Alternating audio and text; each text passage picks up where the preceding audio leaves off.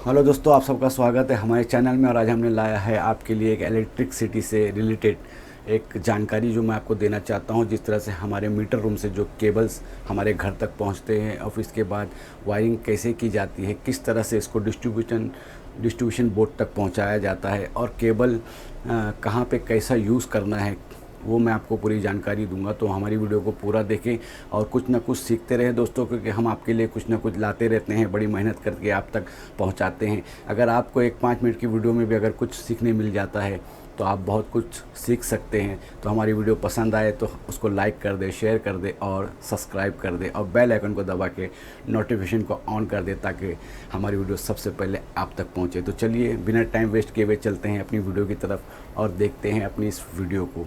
तो दोस्तों के जैसा मैंने आपको बताया है कि मैं आज आपको वायरिंग के बारे में बताने जा रहा हूं। तो सबसे पहले तो मैं आपको ये बताऊंगा कि ये मैंने एक मीटर रूम आपको एक डायग्राम में बताया है कि ये हमारा एक मीटर रूम है। ये हमारा जो है ये हॉल है, हमारे घर का हॉल है। उसके बाद मैंने बताया है कि ये जो हमारा जो बेडरूम है और ये भी हमारा बेडरूम है, ये हमारा जो है टॉयलेट है और ये किचन है। अब मैंने इसको एक नाम दिया है ABCDEF। मैंने इन चीज़ों को नाम दिया है। जो हमारा मीटर रूम है, हॉल है, बेडरूम है और टॉयलेट है और उसके बाद ये किचन है।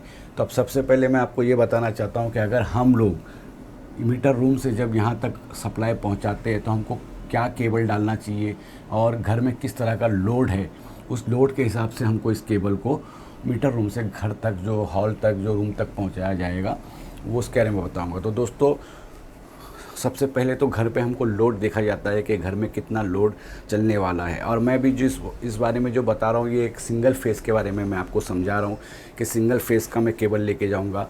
जो मीटर रूम से हॉल तक हमारा जो पहुँचने वाला है वो एक केबल है और ये केबल हम यूज़ करेंगे 6 mm का या 8 mm का, जो कि हमारे यहाँ पे भी एसी लगेगा, यहाँ भी एसी है, यहाँ भी एसी है। और सपोज़ मान लो कि यहाँ भी एसी है, फिर प्लस टॉयलेट बाथरूम में जो हमारा जो है गीज़र है, तो मैं इसको यूज़ करूँगा कम से कम 6 mm या 10 mm का केबल यूज़ करूँगा, जो 2 कोर का होगा और विथ आर्मर होगा। दोस्तों जो 2 कोर का कहते हैं तो इसका मतलब है कि 2 कोर आते हैं, एक रेड एंड इन ब्लैक, और बाकी जो आर्मर होते हैं, जो तार होते हैं, वो हम अर्थ के लिए इस्तेमाल करते हैं। तो यहाँ से लेके जो हम यूज़ करेंगे वो 6 या 8 mm का यूज़ करेंगे, क्योंकि हमारे पास अभी आगे लोड ज़्यादा है।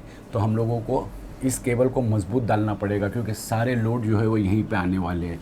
तो या तो हम 6 mm या 8 mm का लेंगे। ऐसे और भी बढ़ के आता है 10 mm, 12 mm, लेकिन हम यहाँ 6 या 8 का इस्तेमाल करेंगे। और अगर हमारा ये सपोज़ इतना लोड नहीं होता, कम होता, सिर्फ एक रूम होता, जैसे हम छोटी मोटी कहीं काम करते हैं, तो हम लोगों को यहाँ पे सिर्फ 4 mm केबल यूज़ कर सकते हैं 2 कोर का। अभी मैं सिर्फ सिंगल फेस की आपको बात कर रहा हूँ। अब जिस तरह से मीटर रूम से हमारा केबल यहाँ जाता है, इसी तरह से हमारी मेन सप्लाई यहाँ पे पहुँच गई है। लेकिन अब इस यहाँ पे हमारे जो हॉल में यहाँ पे एक डिस्ट्रीब्यूशन बोर्ड लगेगा और इस डिस्ट्रीब्यूशन बोर्ड से सारे रूम तक जो है वो सप्लाई पास करेगा, यहाँ से सब आउट निकलेगा।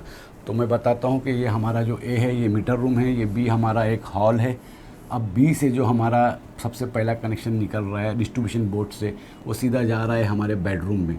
अब ये बेडरूम में जो जा रहा है तो आप देख रहे हो कि ये 3 मैंने जो लाइन बनाई है, जो फेज़ और अर्थ और न्यूट्रल, तो हमारे 3 वायर जो है वो रूम टू रूम जा रहे हैं।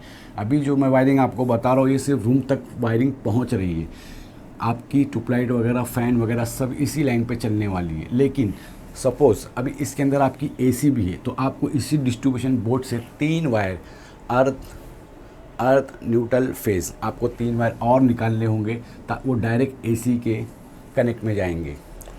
आपके रूम के बोर्ड से नहीं जाएंगे, वो डायरेक्ट डिस्ट्रीब्यूशन बोर्ड से जाएंगे।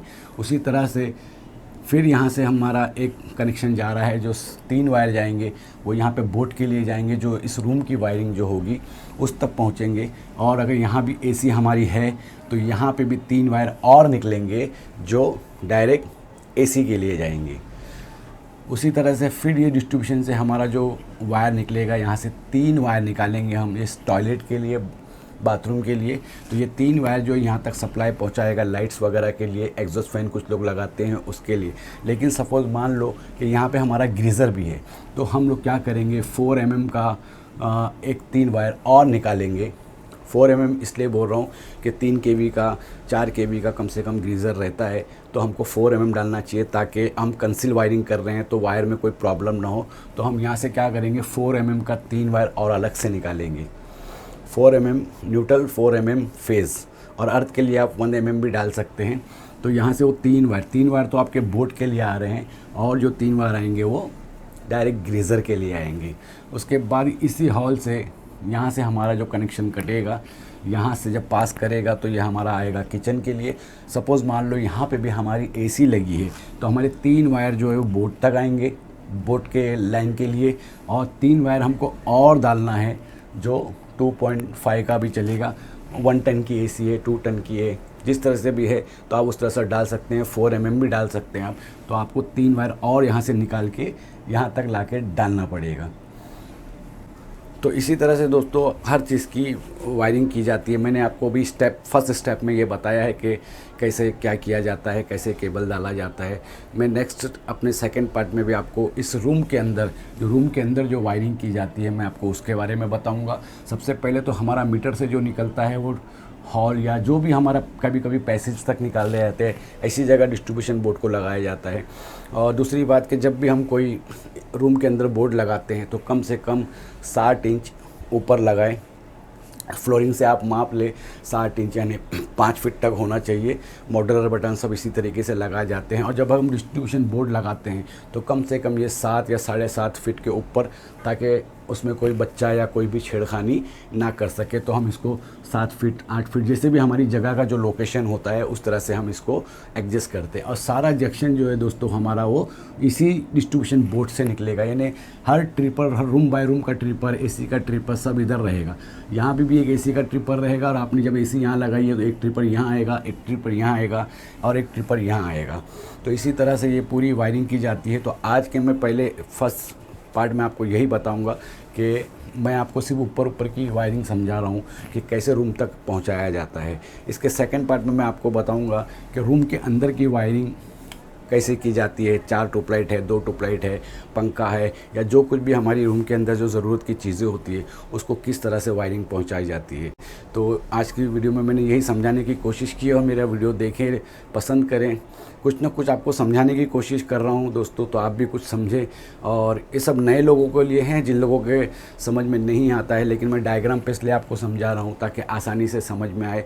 और वीडियो को देखेंगे, बार बार देखोगे तो आपके समझ में आ जाएगा कि मैं क्या कहना चाहता हूं। और हमारी वीडियो पसंद आए तो लाइक कर दें, शेयर कर दें, सब्सक्राइब कर दें, बेल आइकन को दबा के नोटिफिकेशन को ऑन कर दें ताकि हमारी वीडियो सबसे पहले आप तक पहुंचे। तो मैं आपके लिए कुछ ना कुछ ऐसी वीडियो लाते रहूँगा। तो चलिए चलते हैं, मिलते हैं फिर किसी और वीडियो में, किसी और विषय के साथ, किसी और काम के साथ। और जब तक के लिए दोस्तों, बाय।